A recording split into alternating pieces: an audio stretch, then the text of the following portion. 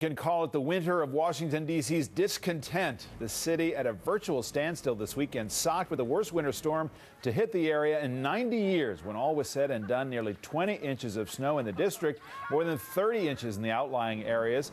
President Obama braved the blizzard, heading just a few blocks north of the White House to address the Democratic National Committee meeting. Snowmageddon here in D.C. Others are calling it the snowpocalypse or snow MG. D.C. is now digging out from this massive storm, hoping to get back to normal and back to work on health care, a jobs bill, and the difficult task of battling terrorism, which is where we will begin our conversation this morning. And here now, the president's top counterterrorism advisor, John Brennan. Welcome back to Meet the Press, and thank you for braving the elements here to get here this morning. Thank you, David. Very serious topic to discuss this morning in terms of the al-Qaeda threat. The president was at the CIA, marking those who have fallen recently with the agency, and he spoke about the war in Afghanistan to hundreds of employees, urging them to complete the mission and win the war. How does he define winning? The visit out to CIA headquarters was a poignant and somber reminder of exactly how determined the intelligence community, the U.S. government, is to destroy al-Qaeda. And as we move forward in Afghanistan and Pakistan and other areas, we are determined to destroy al-Qaeda, the organization. They have used areas of Pakistan and Afghanistan to ply their trade, to train their operatives, and we are moving forward in cooperation with the Afghan and Pakistan government to take away that safe haven, to take away their ability to train those operatives to carry out attacks either there or here in the homeland. We're up against a very difficult threat, as was underlined during testimony in front of the Intelligence Committee this week. This is a portion of that questioning. What is the likelihood of another terrorist attempted attack on the U.S. homeland in the next 3 to 6 months? High or low? Director Blair? An attempted attack, the priority is certain, I would say. Mr. Panetta? I would agree with that. Mr. Mueller? Agree. General Burgess? Yes, ma'am. Agree. Mr. Dinger? Yes.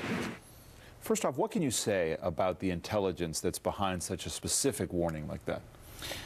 Ever since 9/11, al-Qaeda and bin Laden have been determined to follow through on its earlier attacks here in the homeland. We have disrupted numerous attempts to carry out those attacks here. They are continuing to train those operatives. They are using different areas of the world. We see most recently with Mr. Abdul Muttalib that Yemen has become an area where al-Qaeda in the Arabian Peninsula is attempting to launch those attacks. So the intelligence is strong that they are continuing to focus on the homeland, but at the same time, our counterterrorism successes take place every day. It shouldn't have come as a surprise to anybody that al-Qaeda is attempting to carry out an attack. They are continuing to have that as one of their priorities, but we've been able to thwart their plans. And how do you win against a threat like this, when CIA Director Panetta was saying that al-Qaeda is adapting its methods in ways that are oftentimes very difficult to detect? Well, we have to stay more than one step ahead of al-Qaeda, and I think we've been able to do that. We have increased our security capabilities across the board. We're working very closely with our partners. They are looking at new technologies. We are enhancing our screening procedures in the aviation sector as well as in other areas. So we are continuing to look at the types of developments and evolution that they are going through so that we can thwart those attacks, and we have been very, very successful. Any credible threats against the Super Bowl today? Not that I'm aware of. No, not at all. People are very comfortable with the security measures that are put in place for the Super Bowl. What kinds of attacks is al-Qaeda now interested in pulling off? Well, I think the Abdul Muttalib attempt is a reflection of just how difficult it has become for al-Qaeda to carry out attacks. He had an improvised explosive device in his underwear. He was trying to bring down that plane, but it was a faulty device, and it's because they're unable to carry out these large-scale attacks that they are now opting for individual operatives to carry out these smaller-scale attacks. They recognize that they are in need of some type of demonstration of their capability that they have not been able to show. Because of the tremendous work across the board, not just here in the United States between law enforcement and intelligence, but with our partners, with our Pakistani, Saudi, Yemeni partners. This is going well from my perspective in terms of continuing to keep the pressure on al-Qaeda. How worried are you about sleeper cells in the United States trying to pull off lower level, what in the terrorist world they might call a single rather than a home run, whether it's attacking a shopping mall or this kind of attack? That's why we have over 100 joint terrorism task forces that the FBI runs here throughout the United States to make sure that we have eyes and ears throughout throughout this country in the event that there are some sleeper cells that are out there. Very close collaboration between the FBI and local law enforcement. We've been able to stop individuals. Najibullah Zazi, we had David Headley, we have other successes just over this past year. So sleeper cells is something we're concerned about, but we have dedicated a lot of resources to uncover them. Let's talk about this political fight over national security as well. Scott Brown, now the 41st Republican senator, on the night of his victory, when he was celebrating, he said this about the approach that the administration has taken. And the message we need to send in dealing with terrorists, our tax dollars should pay for weapons to stop them and not lawyers to defend them. A lot of that criticism is about the handling of the Christmas Day bomber, Abdul Muttalib. Sorry, it's hard to get that name right. Why was he treated as an ordinary citizen for even the period of time that he was? Providing some information, then getting a lawyer after he was given his Miranda rights? He wasn't treated as an ordinary citizen. He was treated as a terrorist. He was immediately taken into custody. He was questioned under the public safety exception as far as Mirandizing an individual. FBI agents were there on the ground, as well as with Customs and Border Patrol agents. We reacted very well to that situation. He was then put into a process that has been the same process that we have used for every other terrorist who has been captured on our soil, whether they be U.S. citizens or non-U.S. citizens. Richard Reed, Ahmed Rizam, Amari, and others. They were brought into custody by law enforcement officials and then treated accordingly. So there was no distinction. And in fact, the FBI's guidelines that they used, the FBI Domestic Investigations and Operations Guide, was the implementation of the Attorney General guidelines that were finalized by Attorney General Casey in the last administration. In December of 2008, that is when those guidelines were put in place. So the procedures and the protocols were exactly consistent with what we've done before. Now, after this incident, the President asked us to take a new look and see whether or not those processes are ones that we are comfortable with and whether or not we can enhance and strengthen them. And that's what we're looking at right now. But those FBI agents and others acted appropriately. And quite frankly, I'm tiring of politicians using national security issues such as terrorism as a political football.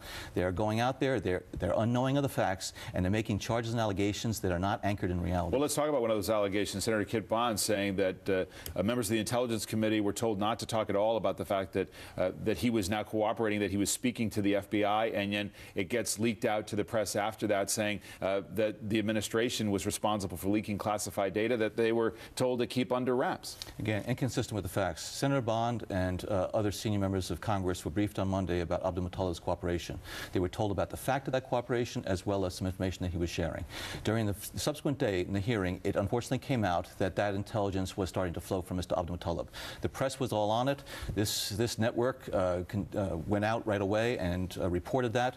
And so we then wanted to make sure that we were able to provide to the networks and to the media the correct rendition of what happened and how instrumental Mr. Abdul Muttalib's family was in getting him to cooperate. And it was a very successful activity on the part of the FBI, Department of Justice, and others, including the intelligence community. So what we did was to make sure that the facts were out there as best they could be.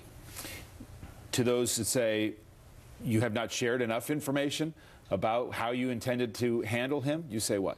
I say that there are sensitive investigations and operations underway, and we're not going to compromise our ability to follow up on that information and to disrupt further terrorist attacks.